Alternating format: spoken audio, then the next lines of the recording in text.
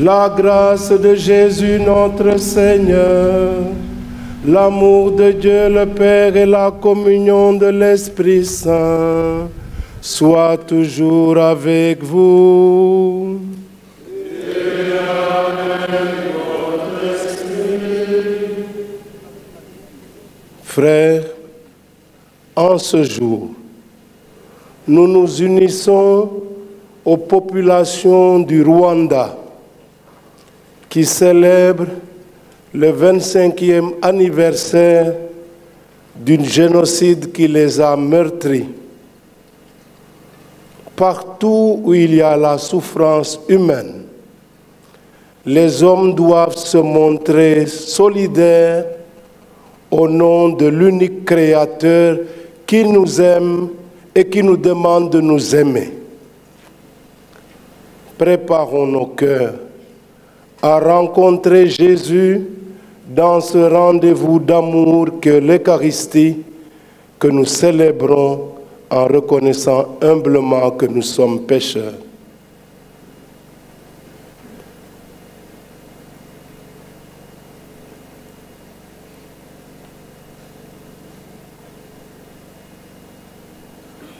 Je confesse à Dieu Tout-Puissant, je reconnais devant mes frères que j'ai péché en pensée, en parole, par action et par omission. Oui, j'ai vraiment péché. C'est pourquoi je supplie la Vierge Marie, les anges et tous les saints, et vous aussi mes frères, de prier pour moi le Seigneur notre Dieu. Que Dieu Tout-Puissant nous fasse miséricorde, qu'il nous pardonne nos péchés et nous conduise à la vie éternelle.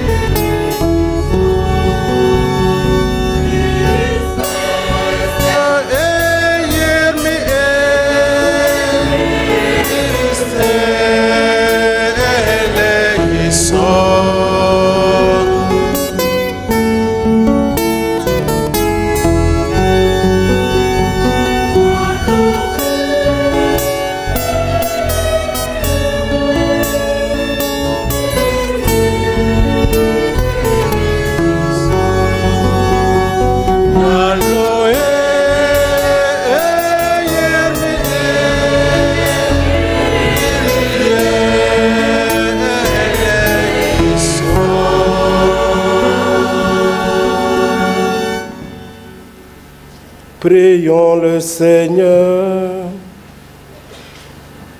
Que ta grâce nous obtienne, Seigneur, d'imiter avec joie la charité du Christ, qui a donné sa vie par amour pour le monde. Lui qui règne avec toi et le Saint-Esprit, maintenant et pour les siècles des siècles.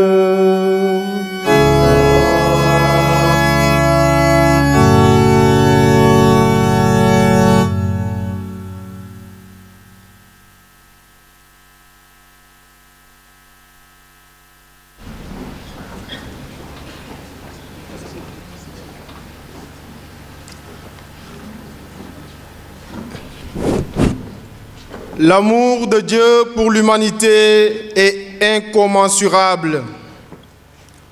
Son dessein de sauver tous les hommes se renouvelle inlassablement d'âge en âge. Avec le Christ Jésus, cette révélation, cette volonté d'alliance atteint son point culminant. En sa passion, mort et résurrection, le Fils de Dieu a vaincu le mal et a triomphé de la mort. Il nous sauve de l'esclavage du péché et nous ouvre à la grâce de la liberté. Comme la Vierge Marie, prêtons une oreille attentive à la parole de Dieu, méditons dans notre cœur le message divin et laissons-nous transformer par la grâce du Christ.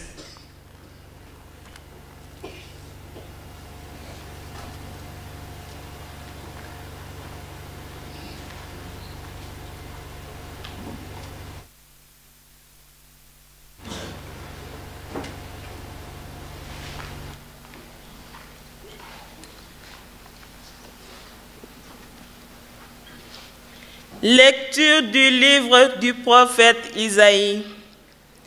Ainsi parle le Seigneur, lui qui fit un chemin dans la mer, un sentier dans les eaux puissantes, lui qui mit en campagne dans les chars et des chevaux, des troupes et des puissants guerriers. Les voilà tous couchés pour ne plus se relever. Ils se sont éteints, consumés comme une mèche. Le Seigneur dit, ne faites plus mémoire des événements passés. Ne songez plus aux choses d'autrefois. Voici que j'ai fait une chose nouvelle. Elle germe déjà. Ne la voyez-vous pas? Oui, je vais faire passer un chemin dans le désert, des fleuves dans les lieux arides. Les bêtes sauvages me rendront gloire, les chacals et les autruches. Parce que j'aurai fait couler de l'eau dans le désert, des fleuves dans les lieux arides, pour désaltérer mon peuple, celui que j'ai choisi. Ce peuple que je me suis façonné redira ma louange. Parole du Seigneur.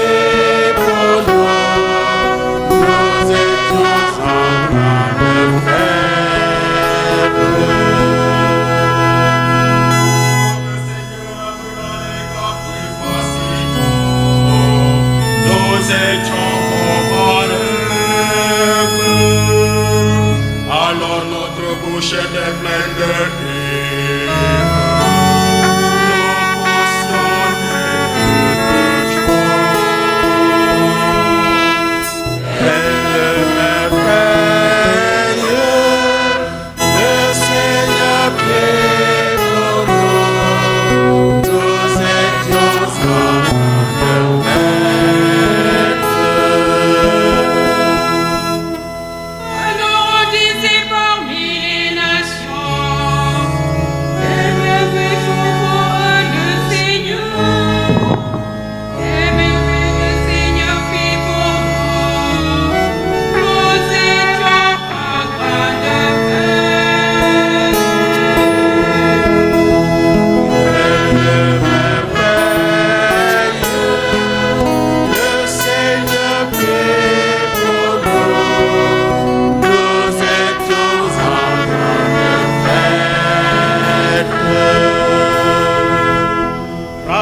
emmène, Seigneur, nos captifs, comme les torrents au désert,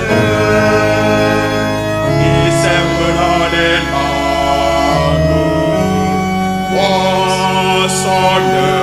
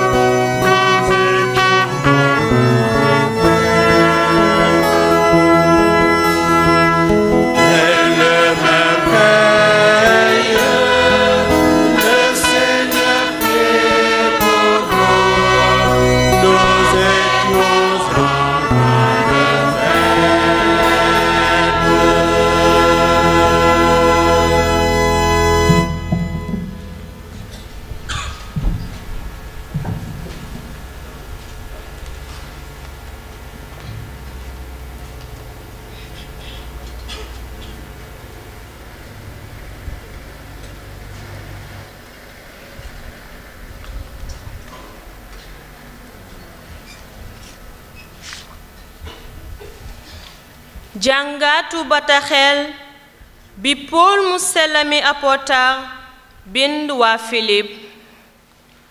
mbokk yi, lépp la doonoon suma njëriñ bu njëkk seete naa ko léegi niki lu ñàkk solo suñu ko dendalee ak alal yile sut lépp, mu di xam-xam bu xóot ci Kirista bi Yeesu suma boroom.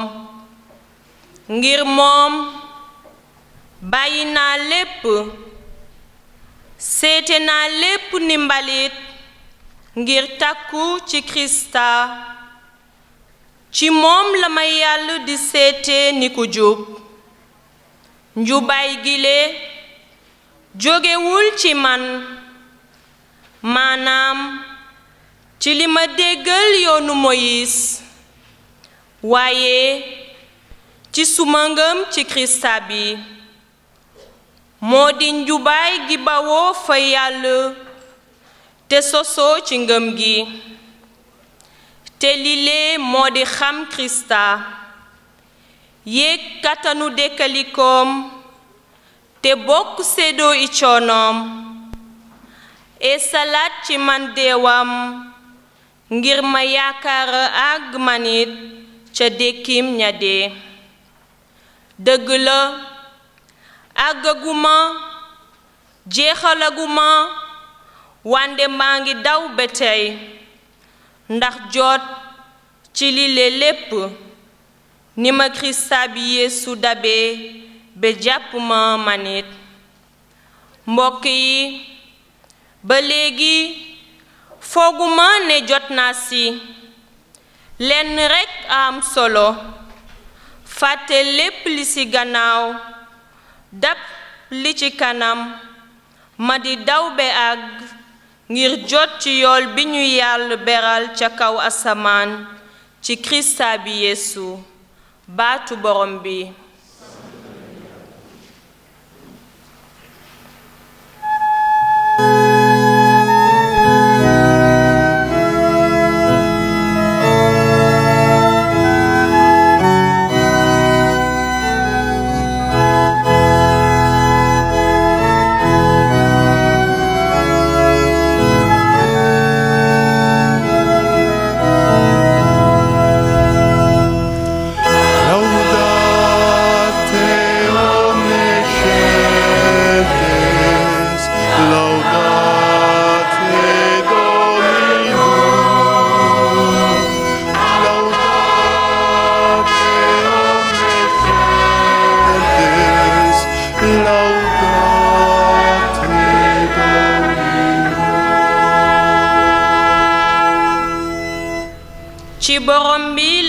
gi fekk baax ci moom la mucc gi mëtee.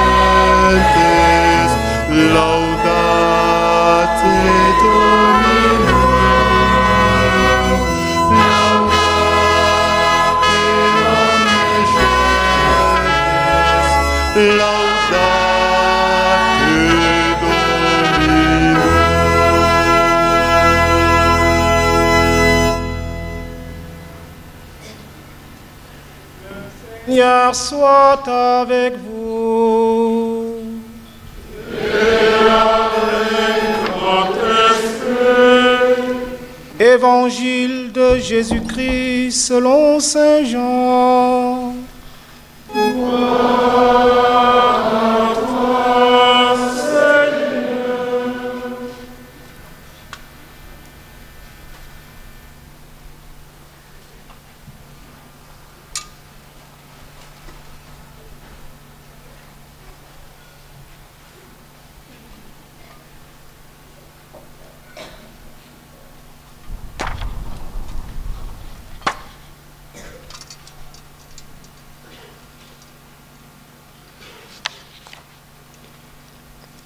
En ce temps-là, Jésus s'en alla au mont des Oliviers. Dès l'aurore, il retourna au temple. Comme tout le peuple venait à lui, il s'assit et se mit à enseigner. Les scribes et les pharisiens lui amènent une femme qu'on avait surprise en situation d'adultère. Ils la mettent au milieu et disent à Jésus: Maître, cette femme a été surprise en flagrant délit d'adultère. Or, dans la loi de Moïse, il nous est ordonné de lapider ces femmes-là. Et toi, que dis-tu? Il parlait ainsi pour le mettre à l'épreuve, afin de pouvoir l'accuser. Mais Jésus s'était baissé et du doigt, il écrivait sur la terre. Comme on persistait à l'interroger, il se redressa et leur dit: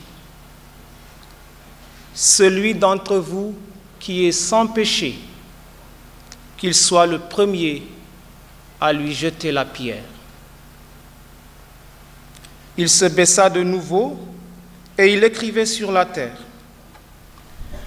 Eux, après avoir entendu cela, s'en allaient un par un, en commençant par les plus âgés.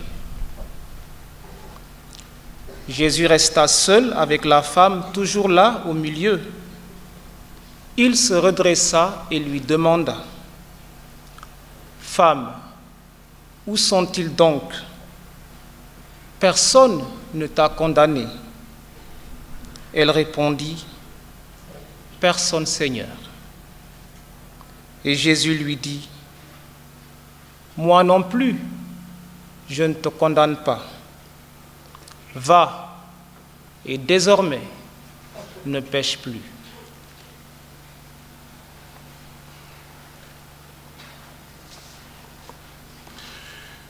Yeesu dafa demoon ca tund Oliwiya ca ëllëg sa fajar mu dellu ca jàngub Yerusalem. Mbooloo ma fa teewoon mépp ñëw fa moom mu toog di leen jàngal. bindkat ya ak pharisien ya indi jigéen ju ñu bettoon mu di njaalo ñu taxawal ko ci digub mbooloo mi noonu ñu ne Yeesu sang bi bett nañu jigéen jile muy njaalo léegi nag Moïse si li mu tëral ci yoon wi yebal nañu ñu sànni jigéen ñu ni mel ay xeer ba ñu dee yow nag loo ci wax waxoon nañu loolu ngir fiir ko ba am lu ñu koy jiin wante Yeesu sëgg di rëdd suuf si ak baaraamam bu ñu ko tànkalee ak seeni laaj Yeesu siggi ne leen ku mosul la bàkkaar ci yéen na ko njëkk a sànni ay xeer noonu mu sëggaat di rëdd ci suuf si ñoom nag ba ñu déggee baat yooyu ñu rocceeku kenn kenn njëkkee ko ci mag ñi Yeesu des moom kenn ak jigéen ja taxawoon ba tey ca kanamam Yeesu siggi ne ko jigéen ji anañu ndax kenn daanu la mu ne kenn sang bi Yeesu ne ko man it duma la daan demal waaye bul defati bàkkaar. Cette parole, c'est le message de la foi que nous proclamons.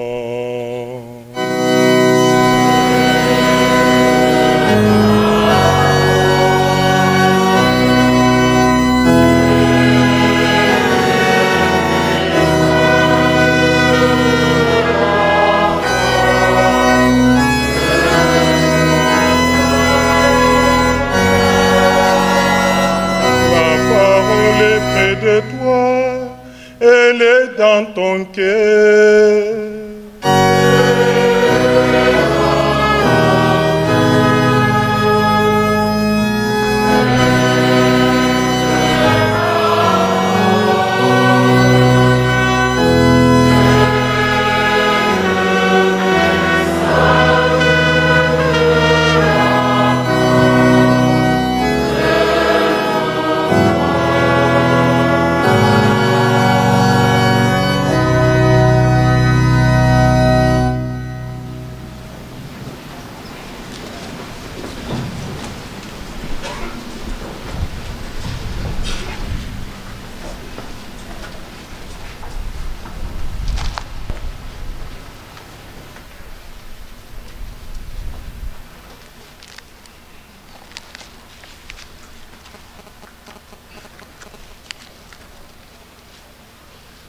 Chers fidèles du Christ, amis croyants, au cœur de notre parcours spirituel du carême, qui nous conduit à la suite de Jésus jusqu'à sa résurrection d'entre les morts, nous célébrons des JMJ, Journée mondiale de la jeunesse, qui arrive comme un temps favorable que Dieu nous donne. Ce don, nous le recevons aujourd'hui à l'école de la jeune fille de Nazareth, Marie, qui s'est engagée ainsi devant l'ange Gabriel. Voici la servante du Seigneur, que tout m'advienne selon ta parole. Bien-aimés jeunes gens, filles et garçons, vous êtes l'avenir de l'Église et de la société dans nos différents pays. Le Seigneur vous déclare, à travers sa parole que nous avons écoutée dans le livre du prophète Isaïe, « Voici que je fais une chose nouvelle. Ne la voyez-vous pas? Oui, je vais faire passer un chemin dans le désert, des fleuves dans les lieux arides pour désaltérer mon peuple, celui que j'ai choisi. Ce peuple que je me suis façonné redira ma louange. Autrefois, au temps du grand leader que fut Moïse, Dieu avait libéré son peuple de l'esclavage du Pharaon en ouvrant un chemin dans la mer Rouge, un sentier dans les eaux puissantes. C'était le temps de l'Exode, de la sortie d'Égypte, qui permit au peuple de Dieu de vivre l'expérience transformatrice du désert en y accueillant les leçons du Seigneur. Bien plus tard, au VIe siècle avant Jésus-Christ, le peuple de Dieu était à nouveau éprouvé, durement, conduit de force en captivité à Babylone par le roi Nabuchodonosor.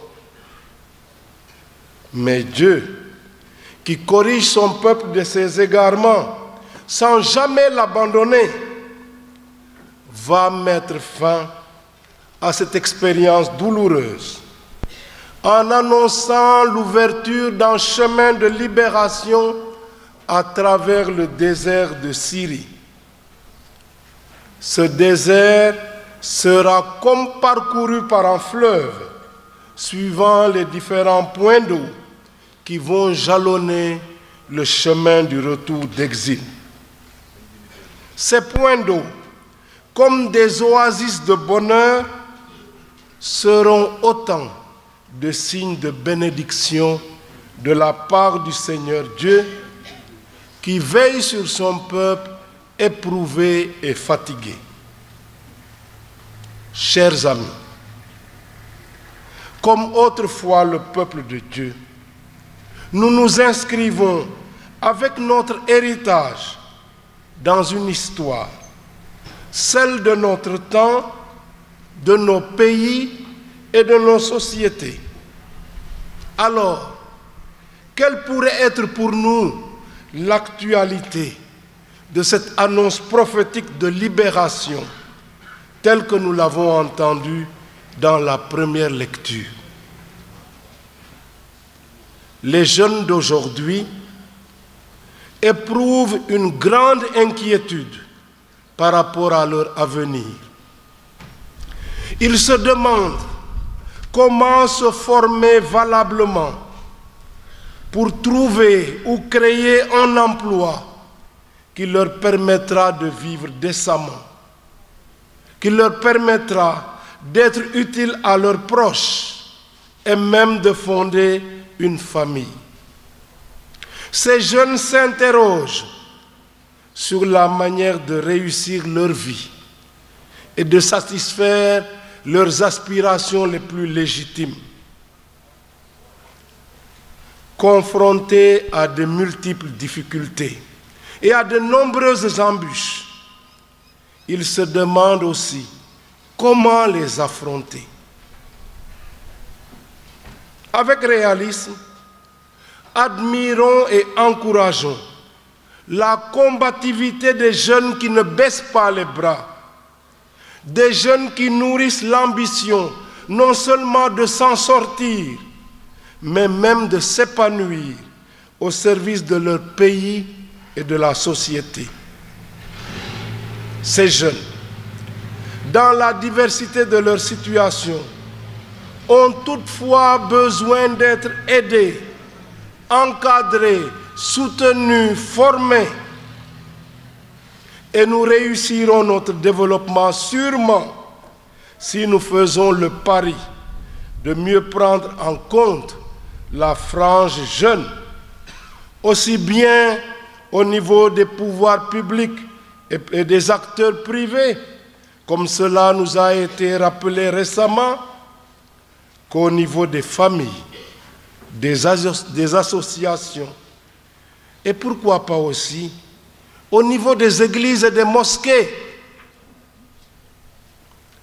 Devant certains drames que vivent des jeunes gens, garçons et filles, Comment ne pas rêver de voir revenir dans leurs pays respectifs, comme les exilés d'autrefois, tous ces jeunes migrants africains, prisonniers du désert du Sahara et de ses environs, des jeunes à qui nous devons pouvoir offrir de réelles alternatives dans leur terroir.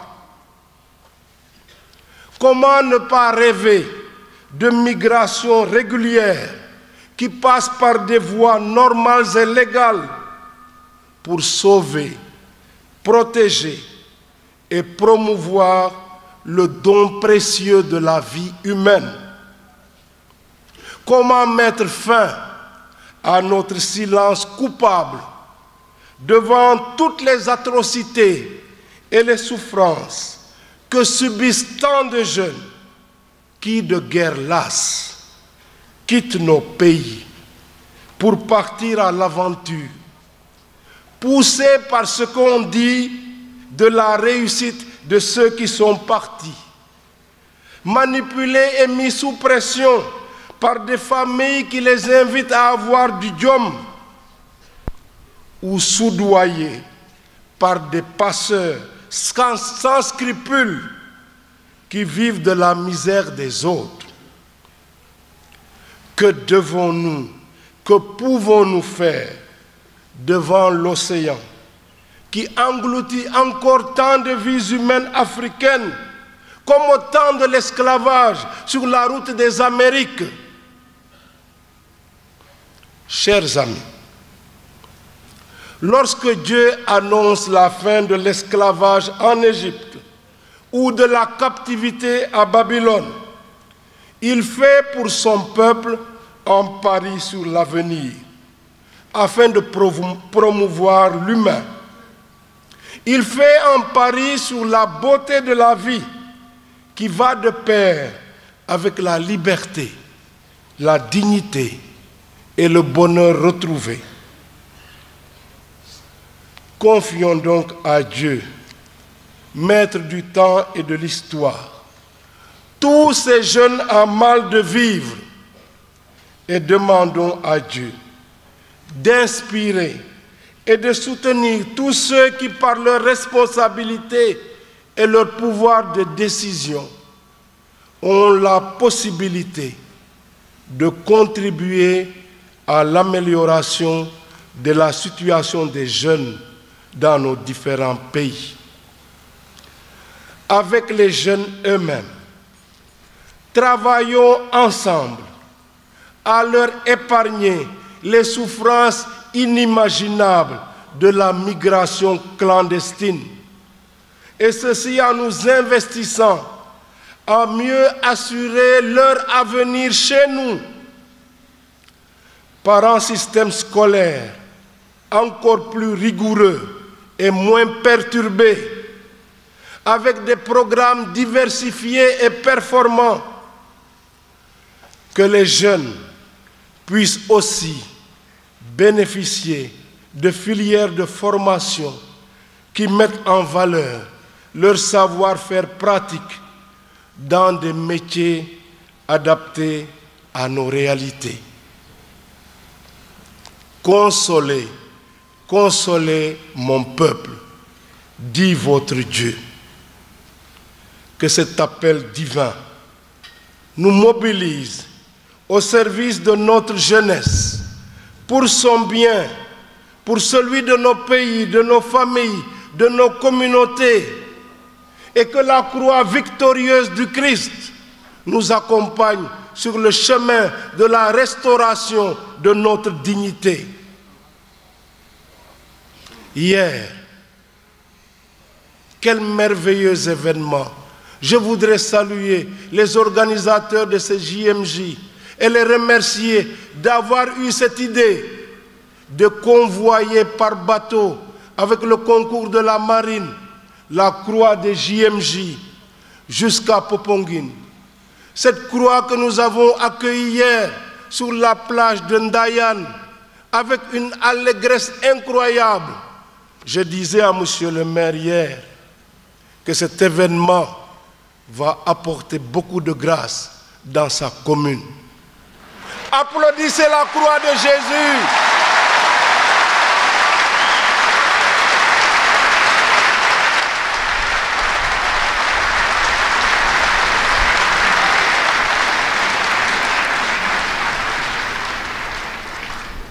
Yàlla la tànn jogal fabal sa croix te jublu fa la borom bi yebal. Chantons ensemble.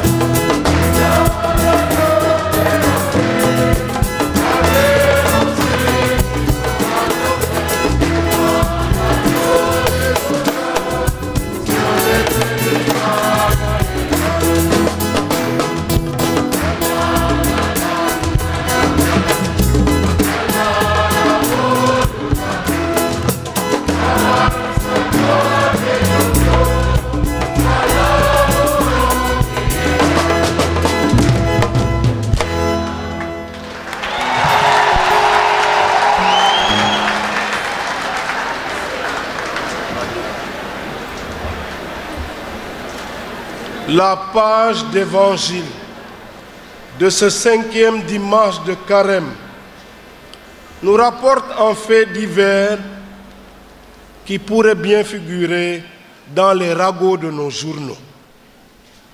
Il s'y ajoute simplement ces scribes et ces pharisiens, des notables religieux qui, pour piéger Jésus, exposent devant lui une femme qu'ils accusent d'être une pécheresse. Or, cette violence sociale que des personnes respectables font subir à une femme dont on ne dit rien sur son complice va permettre à Jésus d'adopter une stratégie percutante pour nous donner une bonne leçon d'examen de conscience. En présence de la femme et de ses accusateurs, comme s'il était préoccupé par autre chose, Jésus s'était baissé et du doigt, il écrivait sur la terre. Mais qu'est-ce qu'il pouvait bien écrire sur la terre?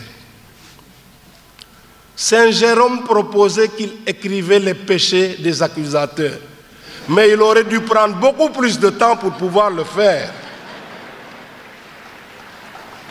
Il y en a qui pensent qu'il citait peut-être un texte d'Isaïe, de Jérémie, qui dit « Les péchés des hommes seront écrits sur la terre ». En fait, je crois, en écrivant sur la terre, Jésus se donnait plutôt du temps et de la distance par rapport aux accusateurs pour mieux leur répondre, mais aussi et surtout pour leur donner le temps de mesurer leurs responsabilités. D'après l'évangéliste, les accusateurs n'arrêtent pas d'insister. On persistait à interroger Jésus. Alors il se redressa et leur dit « Celui d'entre vous qui est sans péché, qu'il soit le premier à lui jeter une pierre. » Il se baissa de nouveau et il écrivait sur la terre. Entre les deux phases d'écriture sur la terre, cette terre d'où l'homme a été tiré, où il va retourner, Cette terre, qui est aussi le lieu et le théâtre de l'existence humaine, les accusateurs doivent se situer à la lumière de la parole de Dieu. Et de fait, le résultat ne se fait pas attendre. Eux, après avoir entendu cela, s'en allaient un par un, en commençant par les plus âgés. C'était comme qui dirait la débandade, le sauve-qui-peut des accusateurs qui se sentent eux-mêmes tout d'un coup démasqués.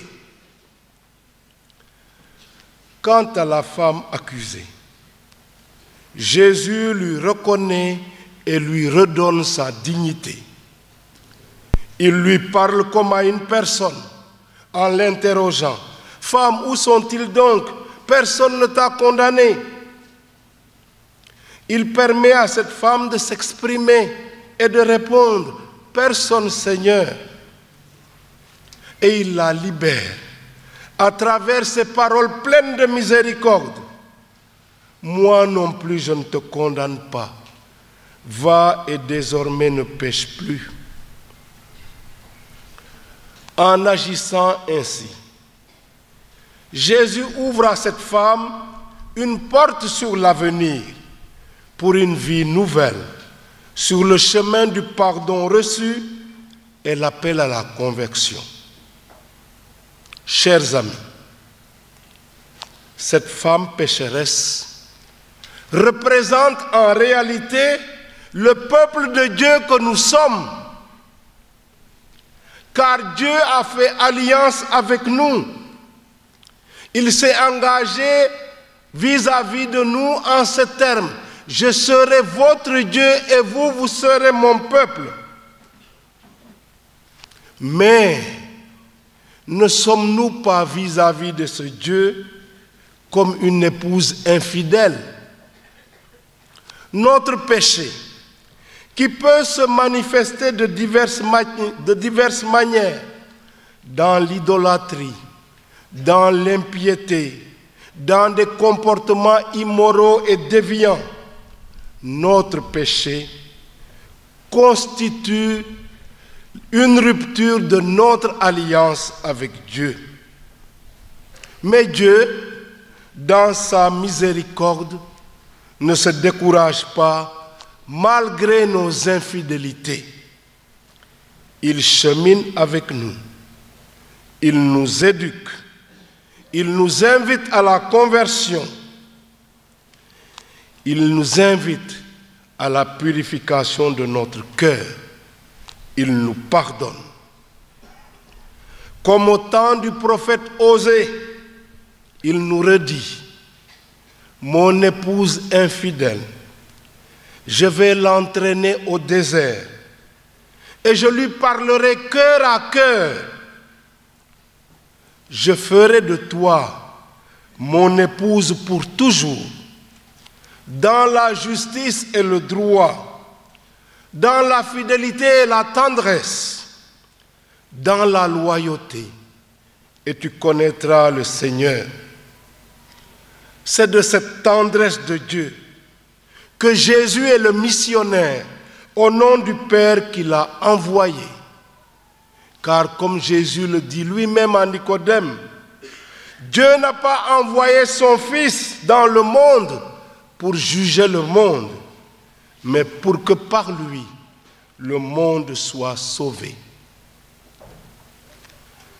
En méditant sur le cas de la femme pécheresse dans la page d'évangile de ce jour, comment ne pas penser à cette autre femme, la mère du Sauveur et notre mère, qui nous est donnée comme modèle de disponibilité à la volonté de Dieu dans sa réponse à l'ange Gabriel.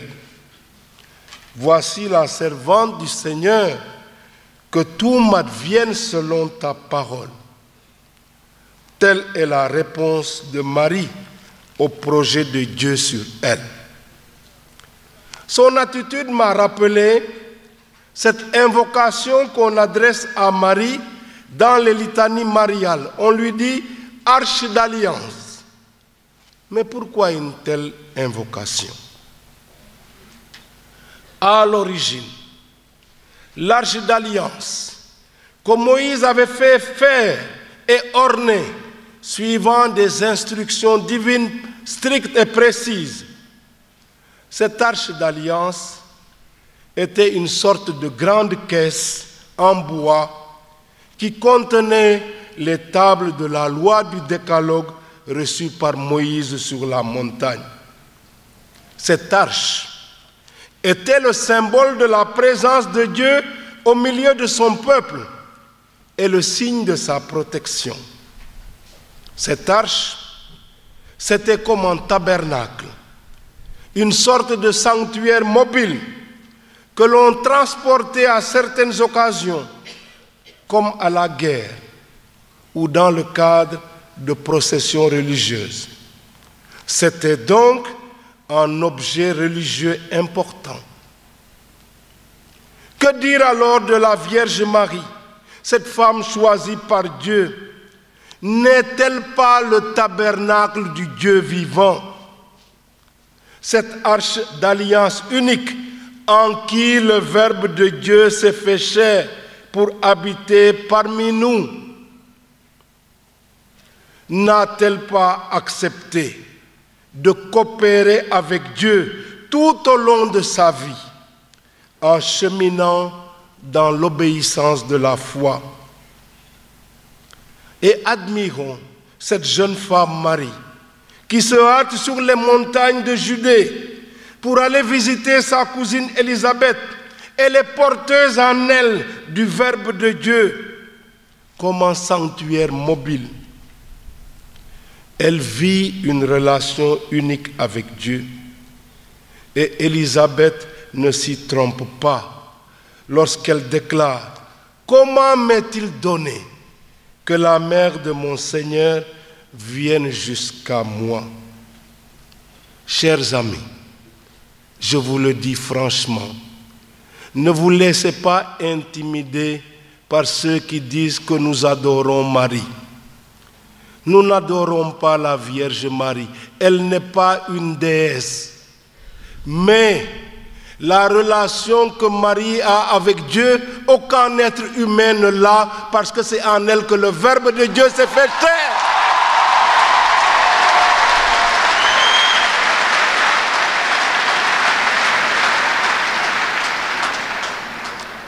Le pape François écrit: « Personne n'a connu comme Marie la profondeur du mystère de Dieu fait homme. Sa vie entière fut modelée par la présence de la miséricorde faite chair.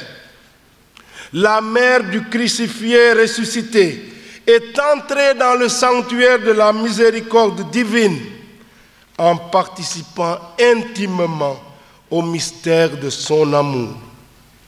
Choisie pour être la mère du Fils de Dieu, Marie fut préparée depuis toujours par l'amour du Père pour être l'arche d'alliance entre Dieu et les hommes. Bien-aimés de Jésus-Christ, et vous, enfants de Marie, la Vierge de lumière, la mère du Verbe incarné, marche auprès de nous. Elle nous enseigne à dire oui au Seigneur dans la foi et la confiance. Elle nous apprend à chanter les merveilles de Dieu avec reconnaissance, dans la louange, dans l'action de grâce. Elle nous apprend comment accueillir et ruminer la parole de Dieu qui doit se frayer un chemin en nous pour nous former, nous transformer. Par sa présence maternelle à nos côtés, elle nous arme de courage dans nos difficultés pour porter notre croix à la suite de Jésus, dans l'endurance, la persévérance et la fidélité. Elle nous donne l'exemple de la communion dans la prière avec les disciples du Christ réunis au Cénacle pour que l'Esprit de Dieu se répande sur nous et nous envoie tous en mission. Comme disciples du Christ, nous sommes tous appelés, par la grâce de notre baptême, à vivre comme des arches d'alliance, comme des tabernacles du Dieu vivant, pour le porter au monde d'aujourd'hui. Et je voudrais que vous reteniez ce terme. Nous sommes tous appelés à être des théophores, c'est-à-dire porteurs de Dieu. Peuple de prophètes, nous sommes porteurs de l'évangile du salut, la parole de vérité révélée en Jésus-Christ. Au nom de Jésus-Christ, tout homme a droit à cet évangile. Que cette nécessité nous presse pour proclamer l'évangile en le vivant et en l'annonçant avec courage et détermination. Peuple de prêtres, investis de la grâce des sacrements, nous sommes porteurs de l'Eucharistie, pain rompu pour le monde. Cette Eucharistie, écrit le pape Benoît XVI dans Afriche Munus, fait de nous des consanguins du Christ. C'est le même sang du Christ qui circule dans nos veines. Parce que le Christ est le grand frère de la multitude que nous formons. Nous devons donc vivre comme tels, en nous efforçant d'être disponibles à la volonté du Seigneur comme Marie. Peuple de rois, nous sommes des serviteurs à l'école du Christ et de Marie. Marie s'est définie comme la servante du Seigneur pour marquer son adhésion totale à la volonté de Dieu.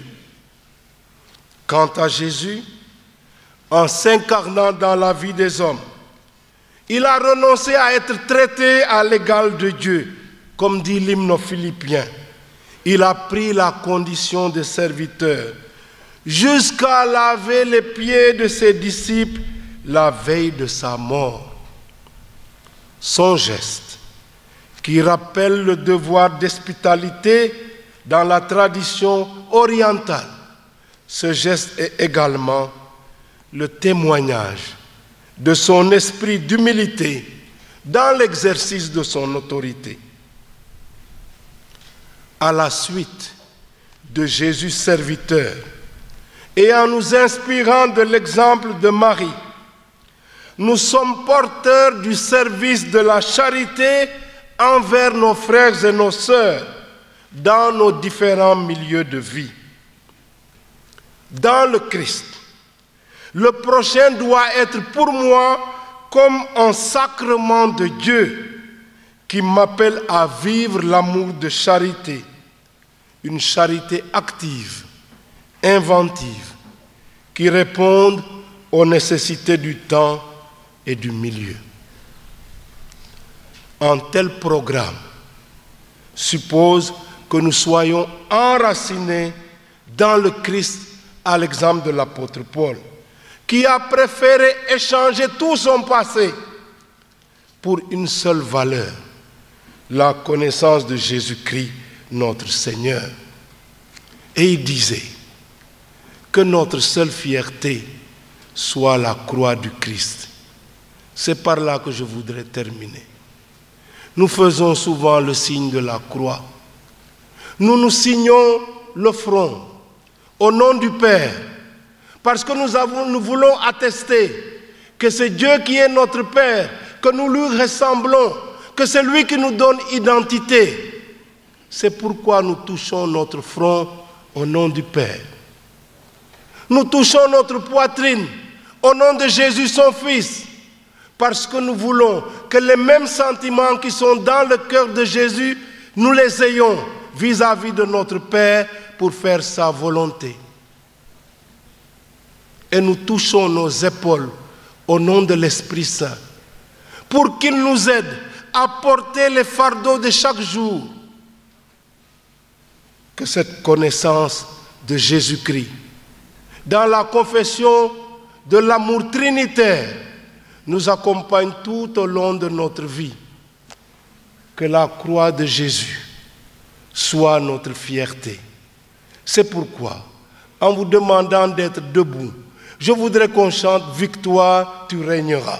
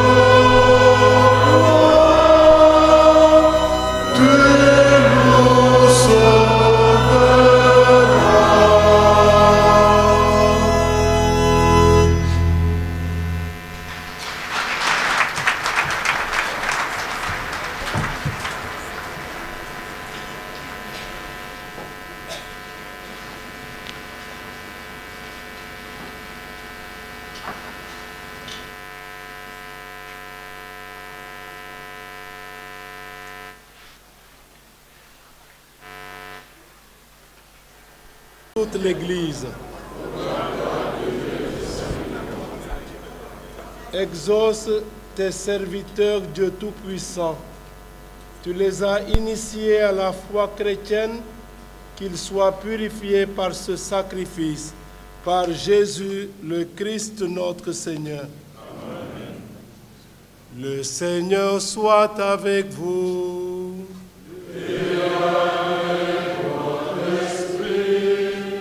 Élevons notre cœur.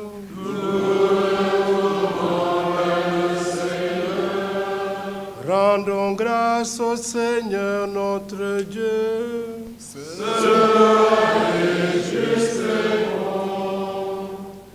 Vraiment, il est juste et bon de te rendre gloire, de t'offrir notre action de grâce toujours et en tout lieu. À toi, Père très saint, Dieu éternel et tout-puissant. Tu offres à tes enfants ce temps de grâce pour qu'ils retrouvent la pureté du cœur. Tu veux qu'ils se libèrent de leurs égoïsmes afin qu'en travaillant à ce monde qui passe, ils s'attachent surtout aux choses qui ne passent pas. C'est pourquoi, avec les anges et tous les saints, nous chantons et proclamons. Oh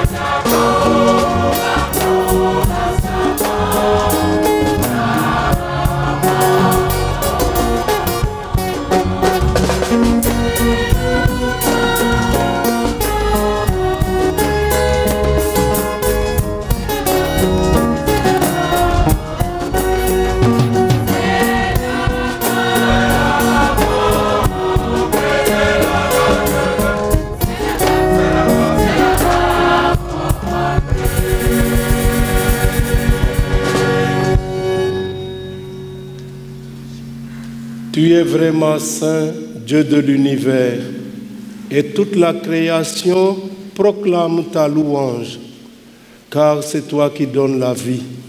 C'est toi qui sanctifies toutes choses par ton Fils, Jésus-Christ notre Seigneur, avec la puissance de l'Esprit Saint. Et tu ne cesses de rassembler ton peuple afin qu'il te présente partout dans le monde une offrande pure. C'est pourquoi nous voici rassemblés devant toi et dans la communion de toute l'Église, en ce premier jour de la semaine, nous célébrons le jour où le Christ est ressuscité d'entre les morts. Par lui que tu as élevé à ta droite, Dieu Tout-Puissant, nous te supplions de consacrer toi-même les offrandes que nous apportons. Sanctifie-les par ton Esprit pour qu'elles deviennent le corps et le sang de ton Fils, Jésus-Christ notre Seigneur, qui nous a dit de célébrer ce mystère. La nuit même où il fut livré, il prit le pain, en te rendant grâce, il le bénit, il le rompit, et le donna à ses disciples en disant, venez et mangez-en tous, ceci est mon corps livré pour vous.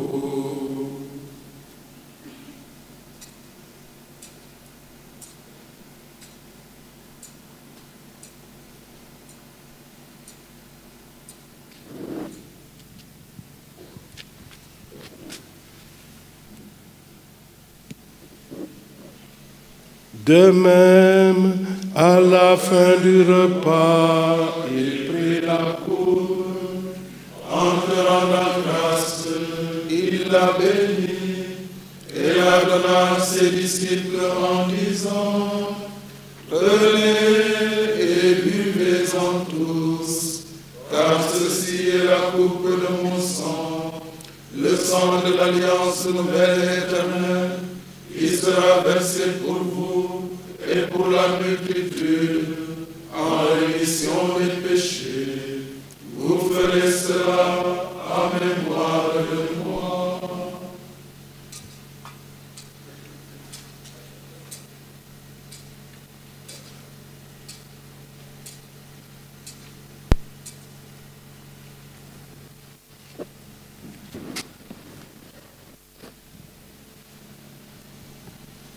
Il est grand le mystère de la foi.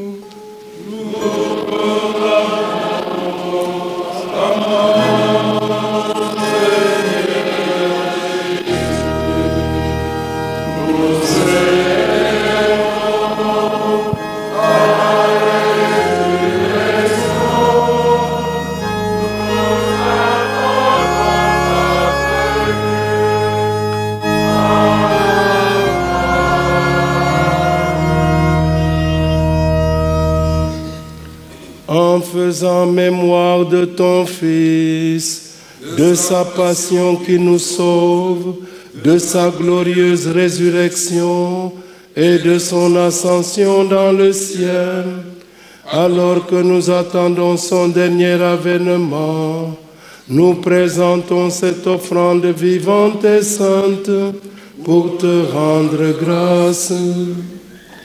Regarde, Seigneur, le sacrifice de ton Église et daigne reconnaître celui de ton Fils qui nous a rétablis dans ton alliance. Quand nous serons nourris de son corps et de son sang et remplis de l'Esprit Saint, accorde-nous d'être un seul corps et un seul esprit dans le Christ. Que l'Esprit Saint fasse de nous une éternelle offrande à ta gloire, pour que nous obtenions un jour les biens du monde à venir.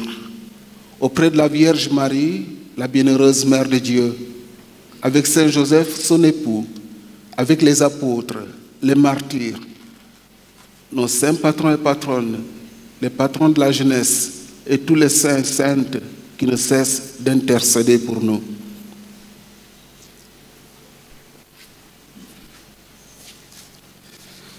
Et maintenant, nous te supplions, Seigneur, par le sacrifice qui nous réconcilie avec toi, étends au monde entier le salut et la paix. Affermis la foi et la charité de ton Église au long de son chemin sur la terre. Veille sur ton serviteur, le pape François, notre frère Benjamin, et l'ensemble des évêques, les prêtres, les diacres et tout le peuple des rachetés. Écoute les prières de ta famille assemblée devant toi et ramène à toi, Père très aimant, tous tes enfants dispersés.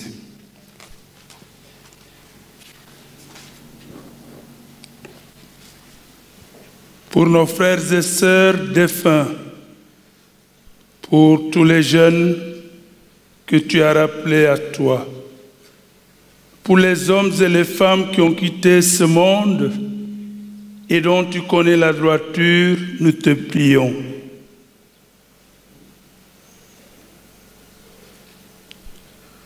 Reçois-les tous dans ton royaume où nous espérons être comblés de ta gloire, tous ensemble et pour l'éternité, par le Christ notre Seigneur, par qui tu donnes au monde toute grâce et tout bien.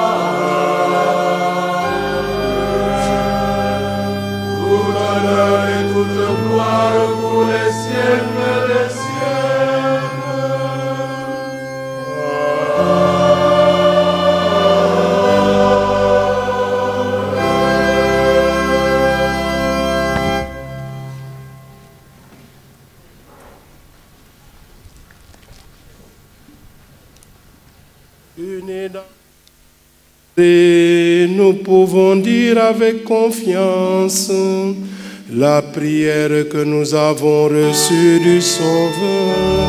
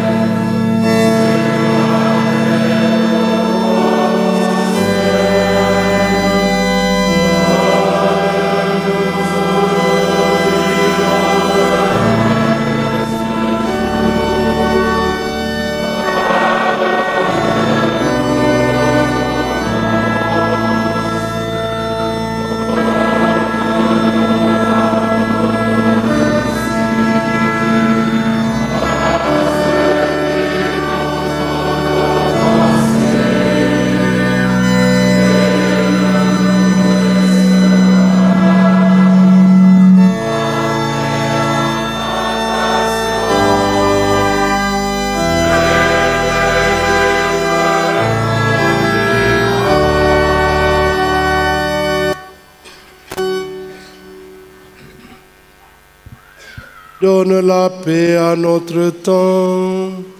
Par ta miséricorde, libère-nous du péché. Rassure-nous devant les épreuves.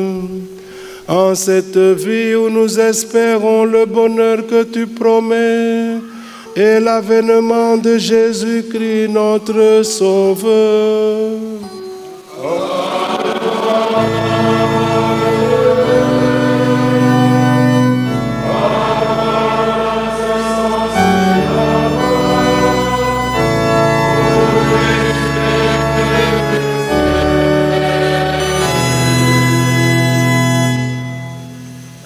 Seigneur Jésus-Christ, tu as dit à tes apôtres, je vous laisse la paix, je vous donne ma paix.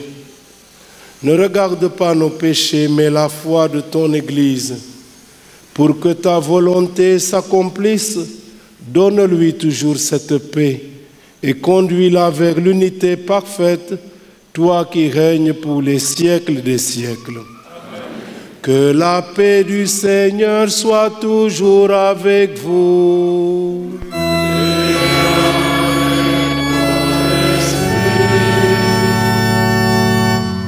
Frères et sœurs, dans la charité du Christ, donnez-vous la paix.